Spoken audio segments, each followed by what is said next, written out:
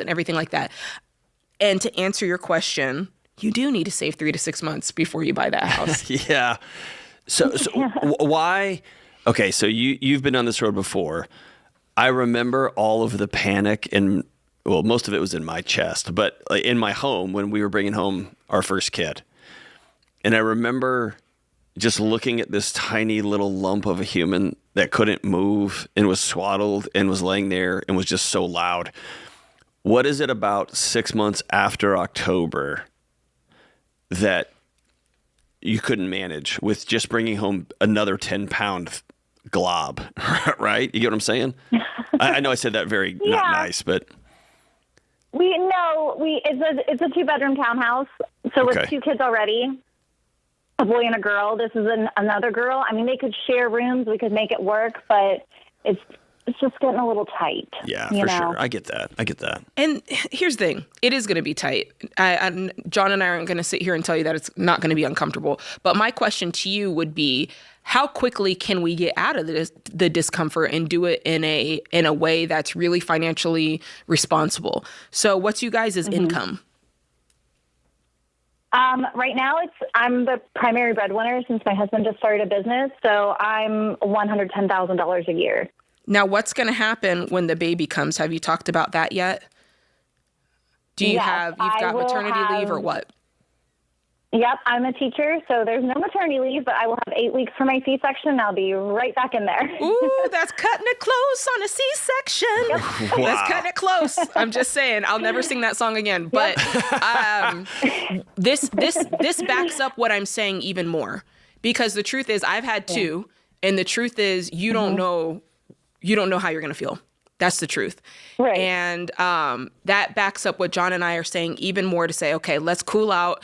Let's stack up money, because if you need to take a couple extra weeks, if you're not feeling quite right, if standing on your feet for however many plus hours a day as a teacher, I mean, I'm just saying, please wait, because that's going to give you the freedom of, if you want to take a little bit more time, you can.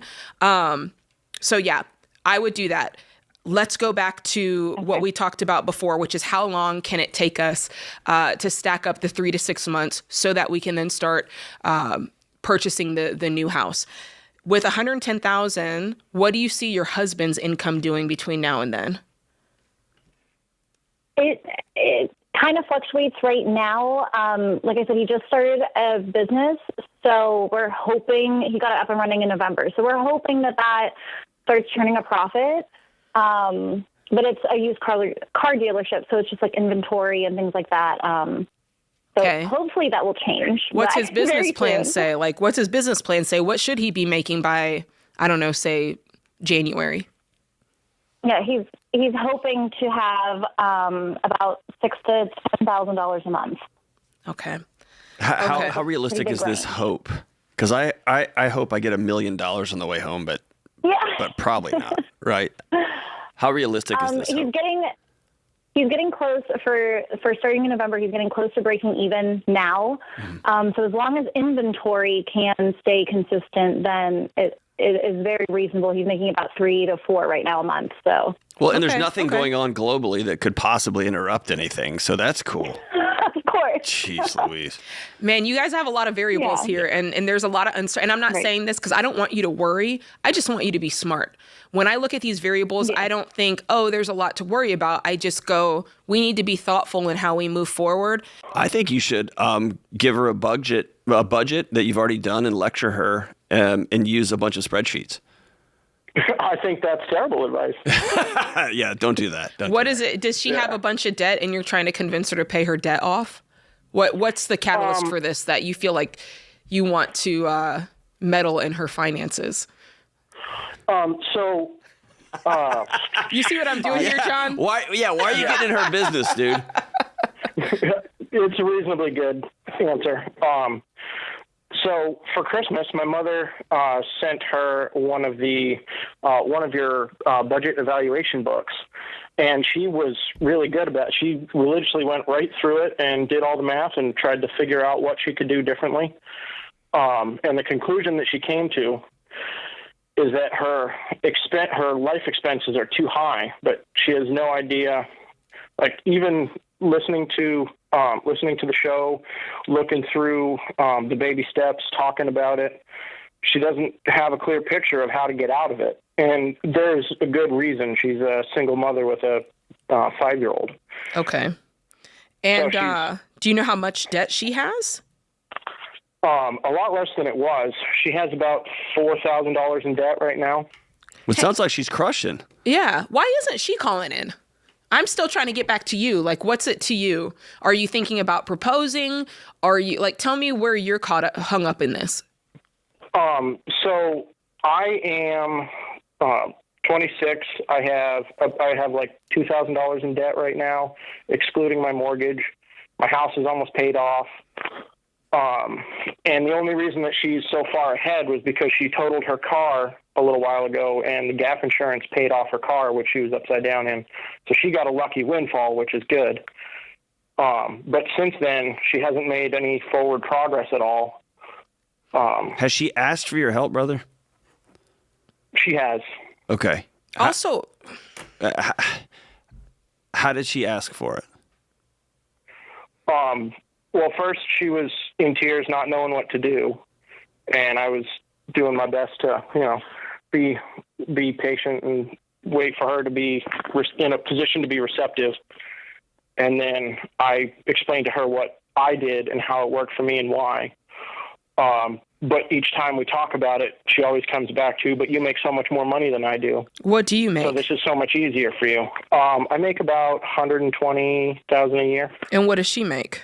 Do you know? About 25. Okay, yeah, that's going to be a problem. What kind of work does she do? She's a delivery driver for a car dealership, delivering parts and all that stuff. I can tell you what I think, and I don't know if you're going to like it. But this is something that is this is a litmus test in my mind. If I were in your shoes, because I'm just telling you, in my shoes, it's bothering me that she didn't call in. Because if I want to see if somebody's a go-getter, and if I want to see if somebody is like about what they say they want to do, I want to see you making real efforts towards that. So I would hope that she would call in and say, here's where I'm at, here's what I need help with, here's what I'm trying to pay off. That would be my if I were you, that would be my question to her, which is, I listen to this show, we're both on this thing, why don't you just call in and ask? Or why don't you use Ask Ramsey and get the solution to the problem? That'd be thing one. The next thing that I'd be checking for is I'd want to make sure that she's not an asshole. And what I mean by that, I talk about this in the book. When you're an asshole, you're a person who asks questions over and over. You just ask and ask and ask and ask, but you never make any movement. James Clear talks about that in Atomic Habits. You just get information, but you never actually, put it into action. Anything. You don't do anything. Another podcast, another cup of coffee. I'm worried that that's what she's doing, because you've said, oh, I've talked to her, I've told her what to do, she's just not doing it. So that's something that you can either take that information and go, this is a quality, and I don't know how I feel about that quality in her. Yeah. That's kind of the zone that I've been in off and on for a little while. Yeah. How long have y'all been together? About 2.5 years. Are you going to marry this person? That's a hard question for me to answer, because After I have 2.5 my years? reservations about the state being involved in my relationship. That's the only reason. Oh, well, I just finished a 2-year study, like a down the rabbit hole study on marriage, and the data on formal legalized marriage versus cohabitation, it still wins out in a pretty statistically significant way. It still does. But all I have to say is, you do you, boo. I'm fond of saying behavior's a language. And what her actions are telling me is she's not interested in your advice. She's not interested in what you're bringing to the table when it comes to this stuff. And she's not interested in, she read the book, she listens to the show. She's not interested in going guns a-blazing to get this stuff knocked out. And she has a very difficult living circumstance, no question about it. She doesn't make hardly any money. She's a single mom. She's got all the variables against her. But again, this, the greatest thing I get to do in this job is listening to story after story after story of people in all sorts of situations rise up. And so, but for you, you can't convince her. You're living it. You've told her. She's asked and you've told her. Your mom has given her the book. Like, at some point, you have to open your hands up and let this conversation go and continue to live financially the way you want to live. Can I ask you this? Her 5-year-old, is he in kindergarten yet? Yes. She's in kindergarten. And that, I'm guessing this was the first year of kindergarten. I'm just going to I'm going to throw her a life draft here and say, it's possible that maybe before the girl was in kindergarten, mom was used to working part-time and kind of juggling both things. So she probably wasn't making really making what she could income-wise. And this is the first year that there's more freedom, probably of schedule. And I'm wondering and you can ask her about